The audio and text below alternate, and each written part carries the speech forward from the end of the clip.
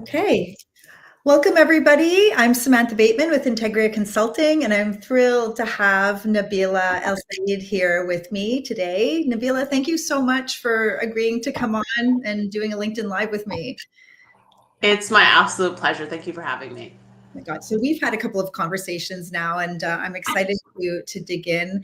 Nabeela, for those of you who might not be familiar with her background, she started her career in at Starbucks as a barista and has moved up to CHRO, COO in organizations Starbucks, Walmart, coaching, et cetera, right? So award-winning COO and CHRO, and also a coach with Marshall Goldsmith. So Nabeela, do you want to kind of give us a background in terms of how you moved from barista to C-suite and what that transition looked like for you?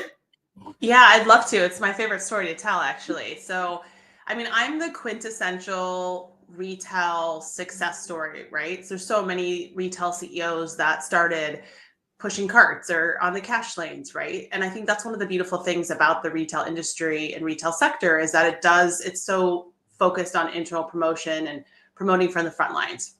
So yeah, I started my career as a barista, making $6.50 an hour. And this is the time when, Starbucks was opening 3 stores a day. The growth was booming. It was the late 1990s, early 2000s.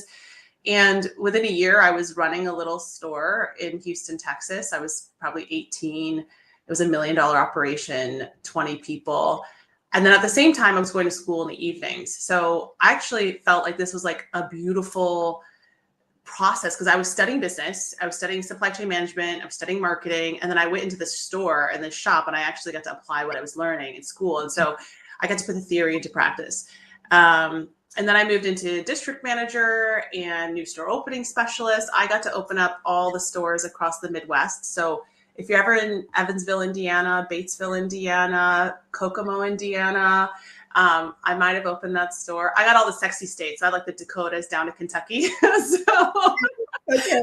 And then after doing that for some time, I was really focused on developing people, and I had this great track record of promoting people from my markets. And so my head of HR was like, "Do you want to do talent acquisition and leadership development?" And I was like, "Sure." So I moved into HR, but I started as an operator. And then I've kind of had that toggling between HR and ops my entire career. So almost 10 years at Starbucks, and I went to HR at IKEA. Then I went back into operations, running stores at IKEA, and then back into HR, and then CHRO at IKEA. And so I've just toggled back and forth. And I actually think that's one of the things that's been a superpower for me is I have this cross-functional expertise. I understand the operations. I understand the pressure of what it means to own a P&L and having to make those hard choices. And so as an HR practitioner, I can speak from that perspective of like really, really deeply understanding the business. So yes, I've just done that back and forth. And I was CHRO for IKEA US.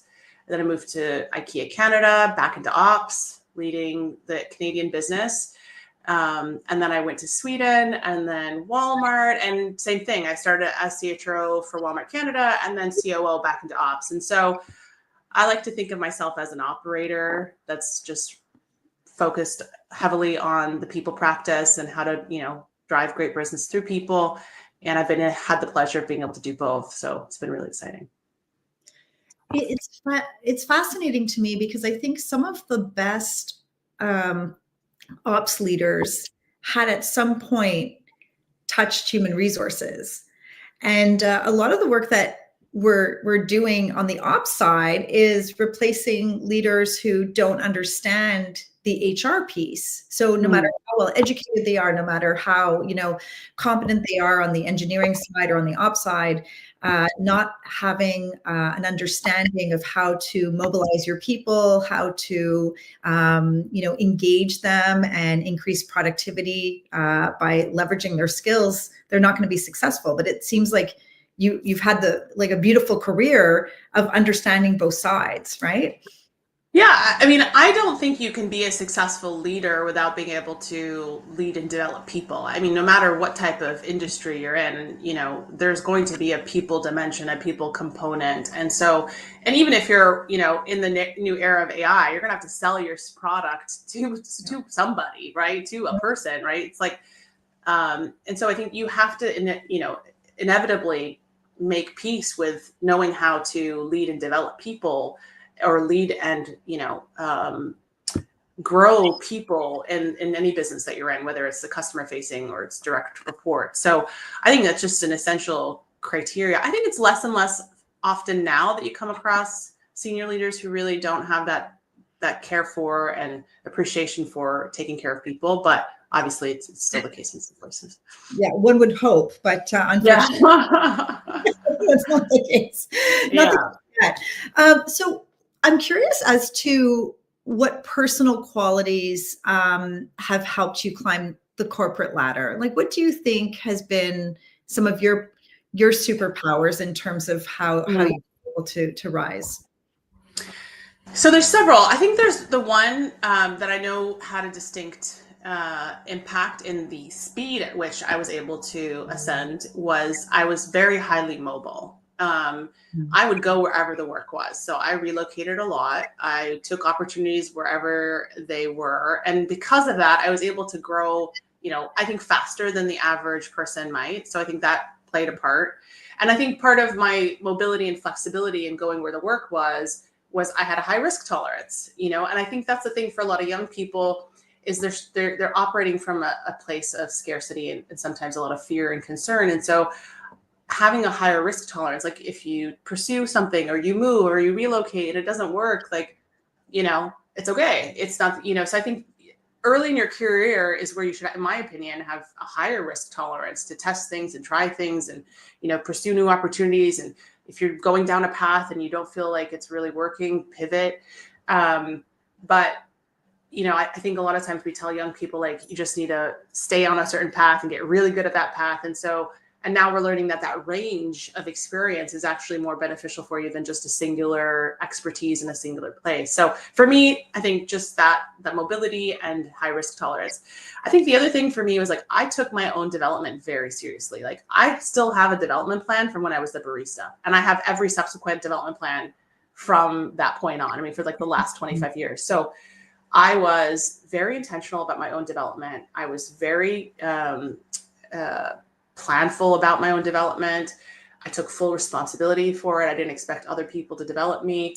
I was just really intentional. And so, for example, I always wanted to get my master's, and I always had this, like I said earlier, like this process of working and learning and working and learning. It was just this like symbiotic relationship that never ended, even to this day. So it can be difficult to do, especially when you have to balance like all of that with family and other things. But I think just having that continuous learning mindset was really, really critical. And the last thing is I paid very close attention to the biggest problems that the organization was facing. And I tried to be the one that solved them or assembled people who could solve them. And so paying attention to, like, what is leadership struggling with? What is the organization struggling with? What are those like really complex, difficult problems that the company's trying to figure out? And how do you solve them and do that at scale and then make it repeatable? And then you become this invaluable asset when you can do that. And so I always tried to do that over and over and over again. I remember Cirque du Soleil at one point had a program where they would get high potential, hypo leaders to tackle some of the challenges that the organization was facing. And that program, my understanding is it hasn't been in play for some time. But I do remember that there were some people that had kind of gone almost unnoticed until they were able to find solutions to some of the problems, and from the most unlikely of places as well, right? So I wonder why this isn't, or have you seen that this is a program that organizations are implementing where they are bringing hypos in to solve some problems and to challenge them to see, like, hey, what can you do here? What are your thoughts? Or do you think for the most part, organizations are kind of keeping that at a certain level? Yeah, I mean, I think there are any program that's developed that is experiential, that gives people a real life case problem to solve and implement, I mean, that's always going to be the most effective. And I think that for me, it was just this, you know, I could see a problem and I could create a theory, and then I had this like place to practice. I think that's a lot of times where there's some fear or concern is like, do you have a place to practice? And a place to practice is usually a boss or a leader who's going to have your back if it messes up, right? And I was very privileged to always have leaders who are like, do it, go do it. I'll create the space, don't sink the boat, but go for it. So like, I think we talk about test and trial environments and not having the fear of failure, but that's still, I think, a difficult thing to bring to life in teams and large scale organizations and within yourselves. But if you can figure that part out, if you can, get over your own fear, have a relationship with your manager that creates that safety for you to take risks, and you start to try to pursue that type of a learning, it's always going to be, I think, maximum benefit for the organization and for yourself. So, I've been very great. Like I said, I've been very lucky to have that. And where I didn't have it, I either moved to teams where I could get it, or, I created it. It was an essential part of my development. When you speak about relocation, I think about how in Canada specifically, it can be really challenging to get Canadian talent to move around, right? Mm-hmm. And I think in large part it's because of the cost of going to university here is means that people typically low cost, right? Lower barrier to entry. So it means that people are often staying with their families, or they're moving back home after they've completed their bachelor's degree. Whereas I've seen, in the United States, for example, where people are going across the country to university and then they're very mobile. So do you feel that culturally, because you've had the opportunity to work in both Canada and the US, have you seen that Canadian talent has been a little bit more resistant to taking up opportunities when it requires a relocation? Yeah, so I actually think it's a North America thing. I think both in the US and Canada, it's difficult to get people to move because your home and the purchase you make in your home is like the biggest financial investment you make. And there's a lot tied to that. And then, there's so much of your financial security that's tied to your home and your job. Relocating, it feels like a bigger financial risk. Whereas in Europe, there's more flexibility, more, I think security in other places. And so people are more comfortable taking some of that financial risk of relocating, right? So I think it comes down to like financial risk that holds people back from relocating across the US and Canada, but it's not a Canada specific thing. It's actually the case in the US as well. When I was CHRO for IKEA US, we had a difficult time getting people to relocate. Same in Canada. But that's not the case in Europe. Like it was easier for me to get someone from Germany or France to come here than it was for me to get someone from Toronto to Edmonton or Edmonton to Toronto. It's just a different, I think, financial risk that people take. And so I can understand it. And that's why it can be difficult for people, I think, in the US, Canada, to make those type of relocation risks or take those relocation, steps. But to your point, doing it when you're younger and before you have the mortgage, right? That's a great opportunity to seize those opportunities. Especially, we're facing a very tough economic climate right now. So I know, if we have anybody who's listening, it doesn't have to be that you're looking just in your backyard. You could be seizing opportunities globally, which is what you've done. So I love that. Absolutely. By the way, for any of our listeners today, and I would say, if you have any questions or comments, please feel free to put them in the chat, and then we'll get around to them at about 1:45. And Nabeela, if you're open to it, we'll get you to answer some of the questions that people might have. Yeah. Okay. Thank you. Okay, so let's talk about, a pivotal moment or a challenge that maybe shaped your leadership philosophy. Is there something that comes to mind in terms of, and maybe something that accelerated your path to the C-suite? Is there a moment that you're able to think about? Yeah. Absolutely. It's a very distinct scenario. So It was at the time I was leading store operations in a single unit in the US for IKEA. And keep in mind, like a single unit in IKEA is like it's 300 people at about anywhere between like 125 million to 200 million dollars of annual revenue. So it's not a small operations, but it's running a store, right? An IKEA store. But IKEA was struggling with the e-commerce, the move to e-commerce. And there was this two schools of thought, like, oh, people are never going to buy furniture online. And then there was a school of thought where like, no, people will buy anything online. And when I was in that latter school of thought, like people will buy anything online, right? And so I took it upon myself. This goes back to identifying problems and trying to find solutions to try to convert my location into a more heavily e-commerce operation. So that meant, getting last mile distribution, which didn't exist, going after and building a last mile function, fleet, drivers, job descriptions, that whole thing. I mean, this was before, again, in the era where everyone was trying to figure out last mile distribution. I was, part of figuring that out, how to do digital marketing and, e-commerce and, that whole piece. And so what that meant in terms of operating model framework and, people operations and, how do you take friction out of the experience? And so I just started trying to solve these problems.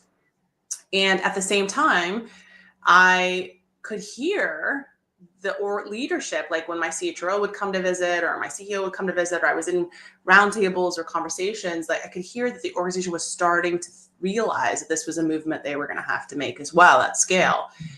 And so I was like, what skill could position me to really be of value to the organization? I decided to get my master's in organizational design and development. And so I pursued my master's while I was also trying to solve this problem locally. And I remember my CEO came to visit, and I was explaining to him what I was doing and the risk I was taking and the investments I was making and the theory behind it. And 2 weeks later, it was almost 2 weeks, he called me and he's like, can you come to Philadelphia and do what you're doing for the whole country? And I was like, okay. Sure. I mean, I had the HR experience, I had the ops experience, I was testing and trying different things in my little test, what was in my span of control. I had the organizational design and development and theory in my backpack. And so I went to Conshohocken, which is the head office of IKEA globally, IKEA US. And I started initially as the transformation head, transformation lead. And 6 months later, they asked me to take on both the transformation and be deputy chief human resource officer.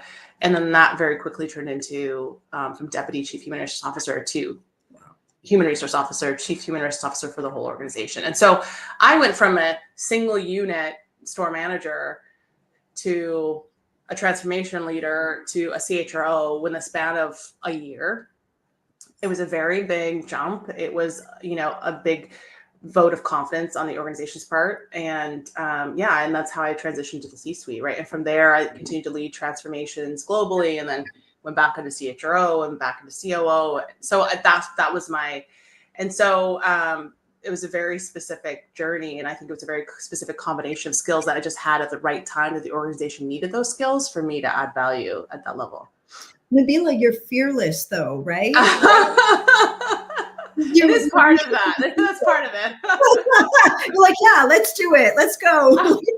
It's interesting. And I had the opportunity to speak with Tara Wilson last month on our LinkedIn Live. And I see this trend of leaders who just say yes and almost figure it out afterwards. And I often will speak, and I have to say, oftentimes it's with women who will tell me, I don't think I'm ready for that.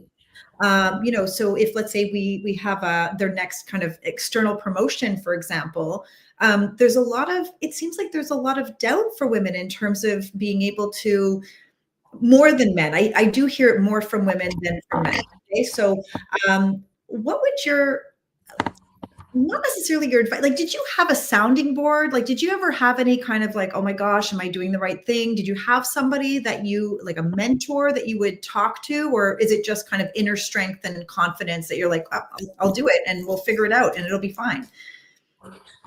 There's definitely like I've been asked this question all the time, like have I ever faced imposter phenomenon? And I mean, we all have doubt. I've never, personally, I don't experience that a lot, or I can't think of like really pivotal moments where I felt like I don't belong here, or that I'm not qualified for this. Like I probably over index on trying to be as, the most qualified person in the room or the most equipped or the most prepared. And so that over preparation and over, constant learning and constant, like, how do I enhance my toolkit so that I can really bring the best value to it? I might over index on that.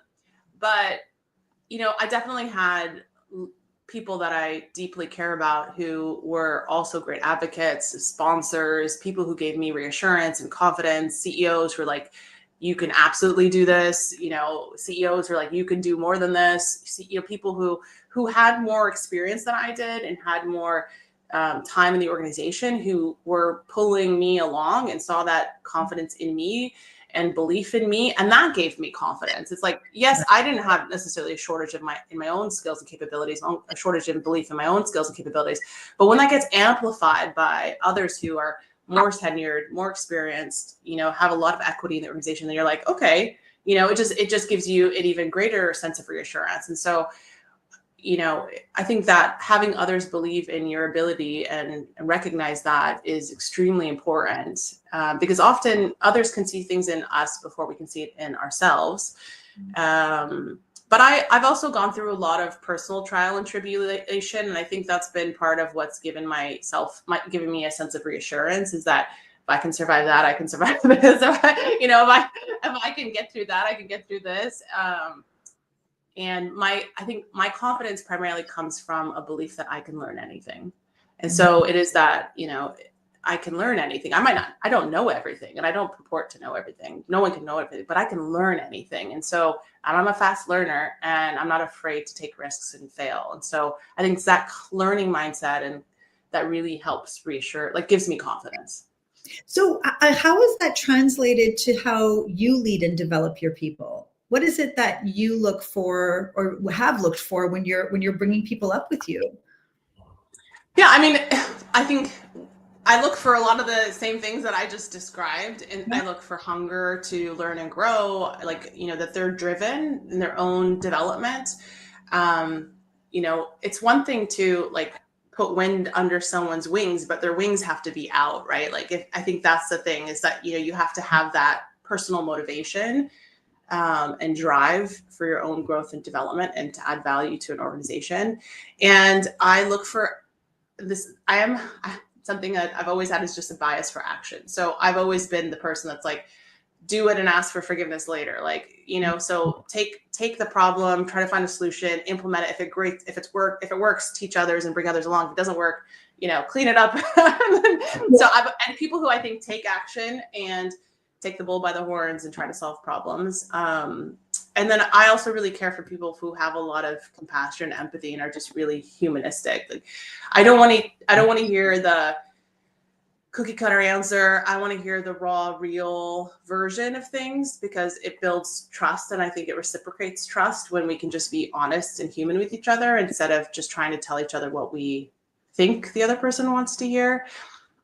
So someone who's not afraid to take off the mask and be themselves is really important. I love that. Talk to me about your experience as an executive coach with Marshall Goldsmiths Group. What has been like one of the most common blind spots that you've seen that you've helped leaders uncover? Is there kind of a common thread that you've been seeing in your coaching practice? Yeah, there's definitely, there's three things I would say.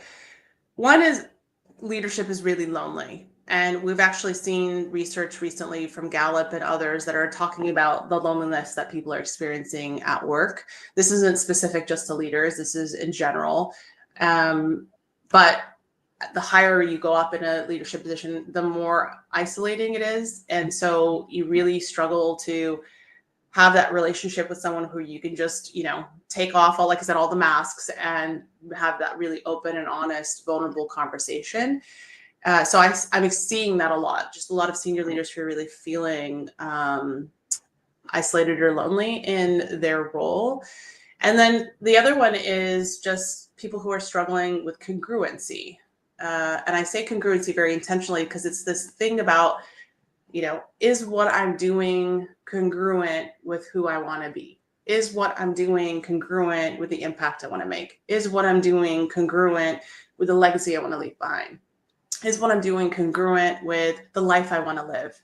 And so there's this questioning around congruency and trying to reconcile their roles and the rest of their lives, because our roles at work, especially senior leaders, just takes up so much. It's such an all-consuming aspect. It can be such an all-consuming aspect of your life.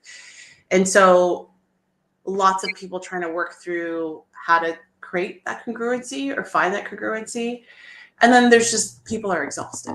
I'm just full-blown exhausted. Burnout and is pervasive. This is what I spend most of my time working with and talking about. The burnout pandemic is global. It's everybody at every level, but it is significantly affecting people in lots of different ways. And so people are just exhausted. And I think that's not, again, specific to executives, but those are the three things I hear a lot of.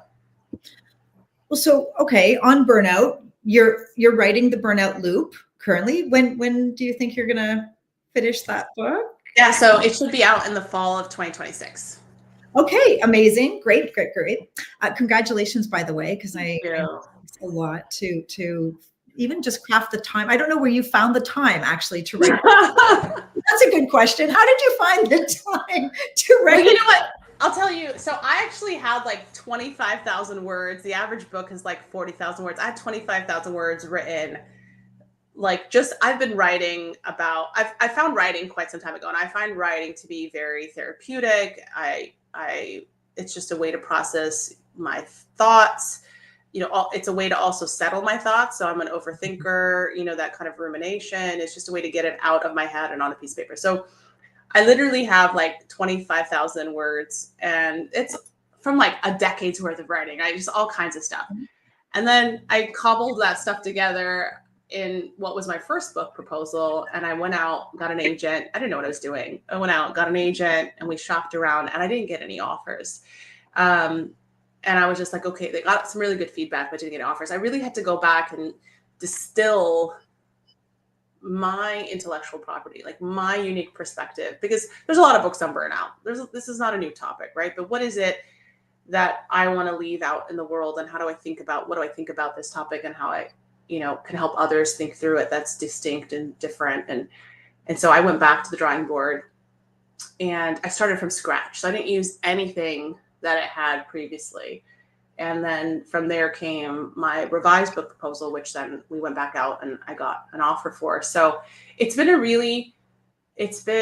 a lot of times, especially as senior leaders, as executives, as professionals, you don't realize how much you have. Like, you don't realize how much experience, how much thought leadership, how deep your perspective is in different arenas until you like excavate it. And I think writing is a great way of excavating it. So it's been a very, it's been a remarkable experience. It's hard to do. It's hard to write. You go like, am I a good writer? I'm not a good writer. Should I just hire a ghostwriter? I don't know what I'm doing, but I've not hired a ghostwriter. I'm actually writing this book myself, but it's been a remarkable learning. Again, I'm a huge, just really focused on learning, and it's just been a great learning. So how do you see burnout differently from most leadership thinkers? Like, what makes your perspective different? Yeah. So often the first thing is like people struggle to even create a distinction between if they're just tired or it's normal exhaustion, or if they're experiencing burnout. So just being able to know the difference between the two things. And then if you are experiencing burnout, we often try remedies like, I need to exercise, or I need to eat healthier, or I need to sleep more, these micro habits, lifestyle changes, things of that nature. And we might get some relief from those things, especially if those things are off kilter or off balance. But what happens is that, inevitably our old habits resurface and we find ourselves back in the loop. And because the system is set up to encourage burnout, like we are in a hustle culture and a grind culture that's always going to take as much as you're willing to give, right? So, and the difference is that what I've done and I coach people to do is I coach them to get to the root of the belief systems that lead them to volunteer and martyr themselves for their work. Because we convince ourselves that it's part of who we are, and it's rooted in our identity. So Arthur Brooks, who is very famous and has written many books, but also did a recent HBR deep dive on this, says that work addiction or workaholism is not the insidious issue here. The insidious issue is our beliefs around success and achievement. And so it's our belief systems around success and achievement and our identity and our value and our personal worth that surfaces in how we show up at work. And that's where I tackle burnout, is I tackle burnout in your definition of success, in these myths around success that we are convincing ourselves of, that we're telling ourselves are part of the success equation that we have to tackle. And so when you tackle these belief systems and you get to that, you can actually get off the burnout loop and stay off of it, versus just putting a Band-Aid on a gaping hole and finding yourselves back on it. So it really gets to identity and belief systems. And I mean, obviously habits and lifestyle is part of the solution, but it's really starting with belief systems and identity.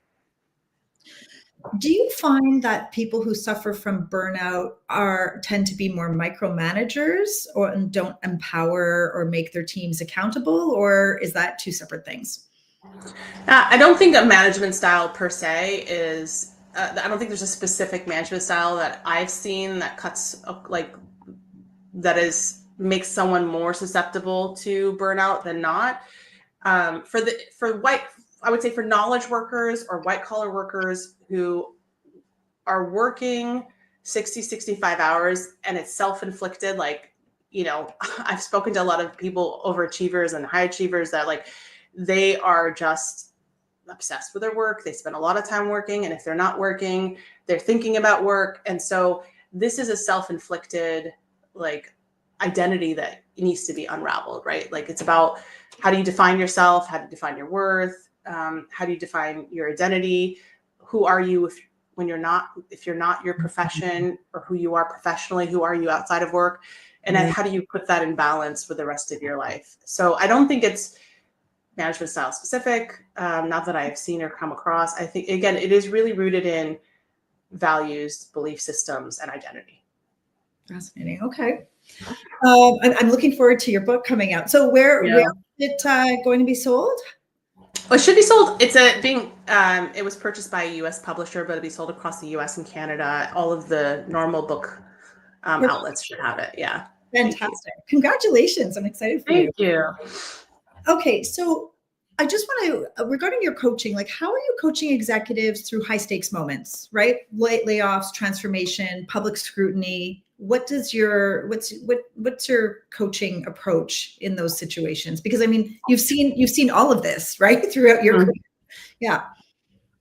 Yeah. So I use a 3C model for myself, but also with executives and leaders. And the first one is how to maintain your own equilibrium and regulate yourself so that you are calm. So that's like the first C is, right?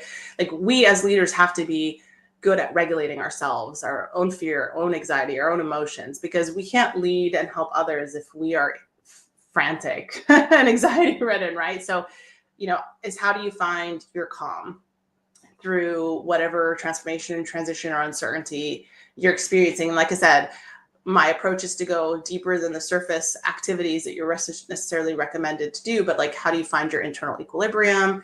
How do you find your calm? How do you, find that within yourself? And then it's really around clarity. And that's the second C is clarity is kindness. And clarity doesn't mean you know everything. Sometimes, and I've had to do this as a senior leader as well, where I say, I don't know. I don't know. I just don't know. I don't know the answer. And a lot of uncertain times where there's layoffs or there's reorganizations, you may not know because you're still in the process of figuring it out. Or I've said, I don't know. I do know, but I can't say.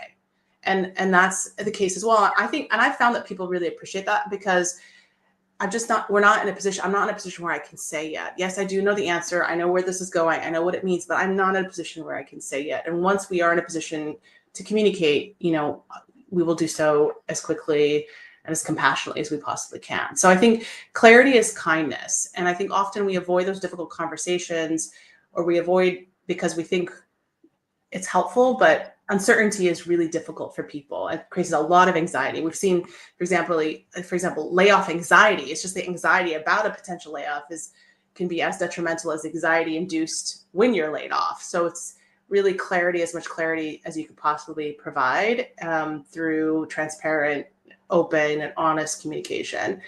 And then the last C is, how do you reassure people to, again, with transparency, and you don't want to mislead people in any way. You want to be honest and straightforward, but reassure people that where we're going is like things are going to be okay. So how do you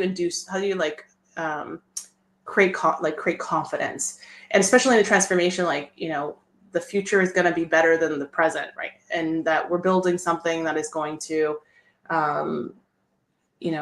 position the organization for strength, so forth and so on. So how do you give people a sense of confidence and reassurance? So those are the 3 C's that I focus on in transformation. And then, those are the ones that I focus on with the senior leaders and executives. And I'm a huge believer of compassionate leadership, and compassionate leadership is doing the hard things in the most human way possible. Okay. So when you talk about designing systems that serve people and performance, what's one system most companies get wrong? I think what we get wrong is we underestimate the human nature of human beings. I actually just spoke about this in Riyadh. And I use the example of going after engagement. Engagement has been the gold star of good companies. But engagement actually only measures someone at work, right? It's how engaged are they with work? How do they feel about their work? And the problem with engagement is that it forces us to ignore every other dimension of a person's life. Mm-hmm. And we've seen engagement globally fall and be stagnant for years.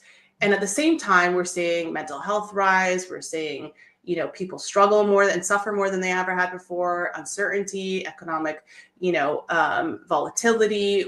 We've even seen companies, the time that companies, their lifespan of companies is shrinking. And so you have to ask yourself, what are we getting when we only focus on engagement? Because we're asking people to really be engaged and focused at work, but we're not considering any other dimension of their life, whether they're healthy, happy, whether they're socially connected or not, right? Yeah. And so my argument, and I think the system that we really get wrong, and it's not just we get wrong as organizations and societies and government, academia, is we should really be focused on human thriving. And human thriving is about measuring how people feel about their lives today and how they feel about their lives tomorrow. So Gallup has a thriving scale, and it's actually the scale that they use in the Global Workplace Report. And at the it's a ladder with 10 rungs, and on the bottom it is suffering and struggling. And people who are suffering or struggling have a very difficult and pessimistic view of their life today, and very, pessimistic view of their lives in the future. And people who are thriving at the top have an optimistic view of their life today and optimism about the future. And that's a holistic perspective. And so my belief is that because we spend more time at work than any other activity besides sleeping, that work should have a net positive effect on our lives, meaning it should help us move up that rung. Does that mean that work and workplaces are solely responsible for human thriving? No, absolutely not. There's individual responsibility. Like I said, there's government has a role and academia has a role. It's a societal challenge. But if the place we spend the most time of our lives isn't positively contributing to our human thriving, I think that's a problem that we should be tackling. And I'm on a mission. Part of my mission of reimagining success and thinking differently about the future of work is to move organizations to this belief that we should all be contributing to human thriving, and work should have a net positive effect on our lives. It makes me think of, with the global workforce, and leaders hiring, people from different countries, not always having a great understanding or even an interest sometimes in knowing what's happening in different countries, and seeing how employees can be impacted by situations that are happening in their countries, right? We've seen that performance can decline because they're concerned about loved ones. They're concerned about things that are happening across the ocean, right? How, I know that you've done a lot of work on DEI initiatives, right, throughout your career. I'm actually wondering how would you coach your leaders in terms of really taking the time to understand the realities of the workforce that they're leading? Because I think that there's sometimes this gap of just, why aren't they performing and why are they preoccupied? And well, okay, but maybe the country that they're coming from, there's a genocide, there's strife, there's a war, there's poverty there.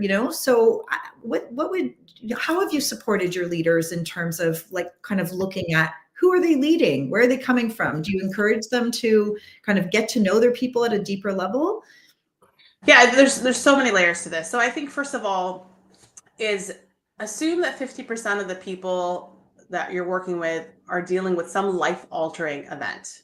Mm-hmm. It could be a parent who just got diagnosed, a child who has a terminal illness, or it could be a loved one in another country that is suffering, or it could be a miscarriage that they've silently not said anything about, or it could be infertility, or, there's just, I think we just have to understand that the average person is probably 50% of people are at least at 50% are dealing with some significant life-altering activity in their lives. And depending on what country they're operating in, their social support system might be great or it might be non-existent, right? And so then the only support system they have may be what they get from work. And so what's the role of the workplace in supporting human thriving, right? And not just talking about compensation and benefits, but I'm talking about the relationship with your manager. Actually, one of the things that I find to be fascinating is in Gallup's 2024 Global Workplace Report, they measured human thriving on kind of the global average versus the top performing companies. And the single biggest differentiator between the average and top performing companies was the worker's relationship with their manager. And it was to a differential of 70%. Wow. So it's the relationship with your manager that really made the biggest difference between employees, whether the employee was struggling and suffering or whether or not they were engaged and thriving. And that just goes to reinforce human connection and the need for human connection and social strengthening, whether it's inside of work or outside of work. Because as I said, whether you're a senior leader or your middle manager, people are anxious, they're lonely, they're struggling. And so I find that, something as simple as making sure we have leaders who can understand when someone's struggling and what to do to support them. So it could be as simple as making sure leaders are certified for mental health first aid, right? Just knowing the signs. And again, you're not expected as a leader to be a therapist. You're not expected to have to solve these problems, but do you know the signs of when someone may need help? Having robust, systems of support that people can leverage if they do need support. And that could be anything from your leave system to your, medical benefits, to your mental health benefits, to your, physical benefits. It's also how do you strengthen social cohesion in your organization? And how do you give people time outside of work to strengthen their social network outside of work? Because if your social network is weak outside of work, that's also a problem for human thriving, right? People are struggling with loneliness, generally speaking. And we know that one of the greatest predictors of long-term health and happiness is healthy, meaningful relationships. So I think, again, this just go back to, as a CHRO, if I was sitting in an organization right now, I would be taking that human thriving scale from Gallup and looking at all those indicators, social indicators, and saying, okay, as an organization, what role are we playing? And how do we have a net positive effect? And then how do I use my size and scale to impact policy, education, so that collectively people can thrive? I love that. Complicated answer, but like that is the what I genuinely deeply believe we need to move towards as leaders, as boards, as C-suite executives. Like we really do, because, and I would also say manager engagement has fallen dramatically for the first time, but it's recently. And when managers are disengaged, we risk everything when it comes to engagement and productivity in the workplace. Yeah. No, I was speaking with an individual this week who was telling me that they were leading 35 direct reports and expected, like, this is a white collar role, and expected to do one-on-ones weekly. I mean, it was unachievable, right? To have the time to have those one-on-ones while at the same time clearing bottlenecks and so on and so, I think middle management plays a big role in making sure that your employees are doing well, that they're performing, that they're having those conversations with their leaders. But I think in some organizations they're putting too many employees under one leader, and then 100%. And I mean, middle managers, they're struggling and suffering as well. Like I said, middle manager engagement has fallen dramatically, and younger middle managers under 35 has fallen even further, and female managers has fallen even further than that. So like if we don't tackle that, if we don't take care of our middle managers, it used to be that, we'd say that happy employees create happy customers and a thriving business. And my formula now is a thriving manager enables thriving employees to take care of your customers and create a thriving business. If we don't secure that our leaders and managers are thriving, like I said, the whole workplace productivity, workplace engagement is at risk. And that's exactly what Gallup has said as well. Great. Okay.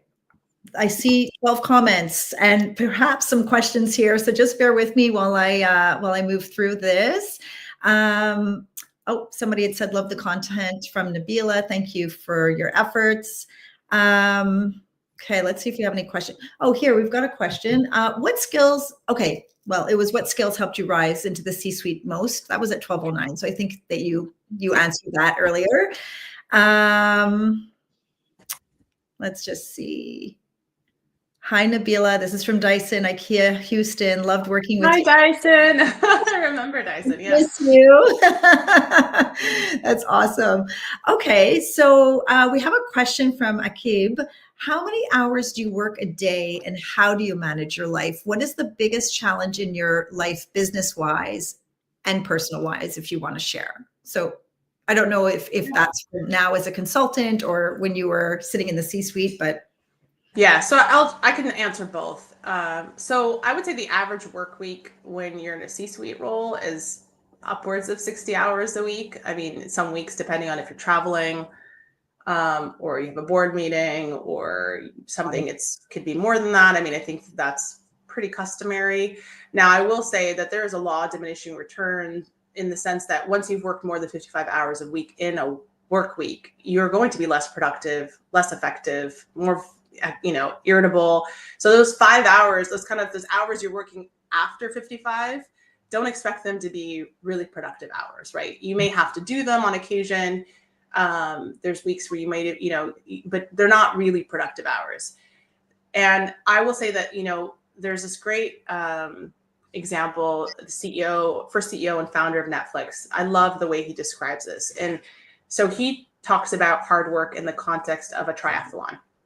So at the beginning of a triathlon is the swimming leg. And in a non-paced triathlon, all the swimmers jump into the ocean at the same time. So imagine people are flailing their arms, they're pulling people down, you're getting elbowed. And the only way to survive the first leg of a triathlon is to sprint like your life depends on it. And you sprint until you've gotten space between yourself and everyone else. And then once you get into open water, you can find a sustainable pace till you finish that leg. And so there's always going to be times in your career when you're sprinting.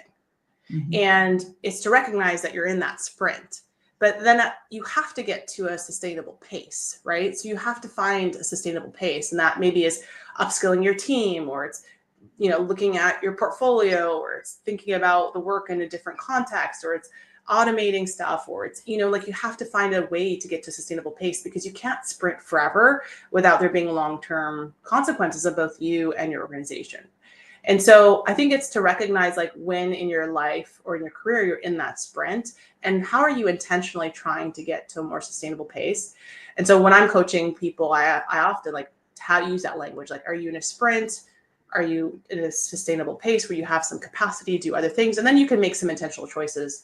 As a consultant, it really varies. I think there's weeks where I'm working probably the 60 hours. There's weeks when I'm working on really very healthy 35. And so the pace of that work is very different. But you have a lot more control over the volume of work that you take on, and if you want to take on clients and how much. And so you have that freedom and flexibility that's very different than you can control your own workload, which is different than you do in a corporate environment. And then I will also say I have 4 kids, so life is very hectic. And I have, the way you manage that is you outsource as much of it as you possibly can. And you have a system of support, partner, aunties, sisters, you've got this entire system of support through outsourcing and extended family that make it all work. Good. Thank you. And thanks for that transparency as well. I think if anybody thinks that you're going to get there at 40 hours, no.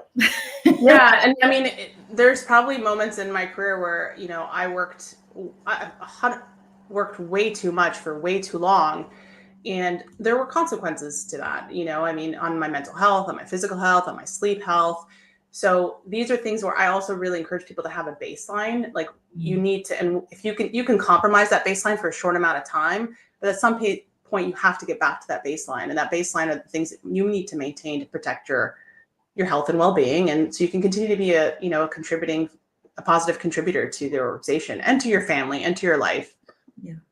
I always kind of saw it as a seesaw, right? Like if I was winning at work, then I kind of feel like it might be that we're not winning at dinner. You're not going to I don't think there's balance. I don't like that reference at all. I kind of feel like a juggle is more appropriate. Like, so you're juggling, right? And in different parts of your life, the complexity of what you're juggling changes, right? So early career, you may just have a lot of work balls in the air, right? And you're in university, you've got work, and then you get married, and then you have a partner to juggle, and then you get kids, and they have more to juggle. The question is understanding which balls are glass balls and which balls are plastic balls. And this is a quote. I can't remember who said it. It's not my quote, but and making sure you don't drop the glass balls, right? So, and keep in mind, you can have other people help you. Make sure that you're not dropping the glass balls. It's very hard to do by yourself. So we have a question from somebody else. I don't have a name here, but how did you transition between ops and HR, and how did you manage that change? You alluded to it a little bit earlier, but I guess maybe they want some more details. Yeah, so I was a district manager at the time, and I was very particular about developing people. I wanted to have amazing succession. I was very keen on making sure my team had development plans, and we're working through those development plans. And so I was a talent machine. I was just promoting talent. And so my VP of HR for the region recognized that I had this really deep succession pipeline and talent was coming out of my district. And so she came to me and she's like, can you do what you're doing for the district, for the region? Would you take talent acquisition? And I was like, sure. Because it was just a matter of scaling. It was like, because inevitably the district and the store was the talent pipeline for the organization. So if I could take what I was doing and scale it to the region, then that was the talent strategy for the region, right? And then this goes back to what I said at the beginning, which is, how do you solve organizational problems within your scope of control and your scope of influence? And then how do you teach others? And if we could teach others, then you found a scalable model that becomes organizational and makes a big impact. And so that is how I went from ops to HR. And then I was in talent acquisition and learning development. And I was like, you know what, I need to get skilled. So I went out and I got my SHRM certification, and I got skilled in HR. And so I learned the generalist side of it. And then I went to HR generalist. So I had talent acquisition and learning development. And then I went to an HR generalist role. And then I was like, I want to go sell stuff. Selling is fun. Into my operations, like I want to own a P&L. So I went back into ops. And I just did that back and forth, and so it was a combination of solving problems, learning skills, and then, and I just continued that back and forth. And I'll just say, like, when I hear someone's in marketing and it's like wants to go to customer experience or customer experience in marketing, there's always going to be aspects of different functions that cross over. Find a problem that you could solve, prove that you could solve it, scale it, and you become a really viable candidate, internally, to be able to switch over. Excellent. Okay. Hi, Nabeela. How would you suggest managers to be more actively engaged in their own development process so they are able to support their team members as well? Yeah, you should have a development plan. And I would even go as far to say a life plan, not just how you want to develop your skills in your current workplace or current role, but take that even broader, like think more broadly about, kind of your ambitions in life and what skills you want to grow and develop in. But have a plan, write it down. Like I teach and coach senior executives, and I last year facilitated a cohort of senior leaders from the communication and technology sector. And I'm constant, like, I can't tell you how few have a development plan. So you're a VP or a senior director, an executive, and you don't have a plan for yourself. You are literally you're kind of just floating in the wind, and you're waiting for someone to tap you on the shoulder to tell you, what to do next. And think of yourself as your most important project. You wouldn't approach a business project without a plan. Don't approach yourself without a plan. Mm-hmm. And so I think be intentional about it. Think about it as a scenario plan, because inevitably life never works out the way you expect. No. And then communicate that plan. Tell your boss about it. Tell your HR leader about it. Tell their boss about it. Let people know what your plans are and your interests are. Because also so few people can articulate that. You get asked what you want to do, what your ambition is, and people are like, I don't know. So I would say don't leave these things up for chance. So everyone wants to be successful. Define what success is, create a plan for yourself, communicate that plan. It's interesting because when we're doing reach outs to leaders, I'll often say, well, have you spoken to your leader about what you would be looking for? Like, I'm calling you with this opportunity, but do you know if the opportunity exists within your organization? And no, my leader would have to leave, or how do you know that there's not another project around the corner for you? Or so I've often sent people back to have that conversation without saying they've spoken with the recruiter, but just to open the door to figure out. But I do find it ironic how, to your point, many people I think are just kind of blowing in the wind of, oh, well, I left because a recruiter called me. But what if you left at the wrong time, where you could have actually continued to grow in the organization that you're at? So I think having that, introspection and thinking, where do I want to go next? What is it that I want to do? And bringing that to your leadership to discuss, I think is an excellent first step, to your point, so that you don't just say recruiter and be like, okay, like, it's a matter of like, work on yourself.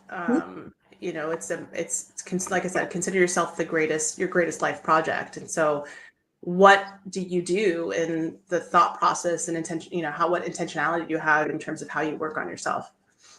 Excellent. Last question that we have here. What is the best advice you will give to a senior leader who is jumping to a C-suite position? LinkedIn user asked this.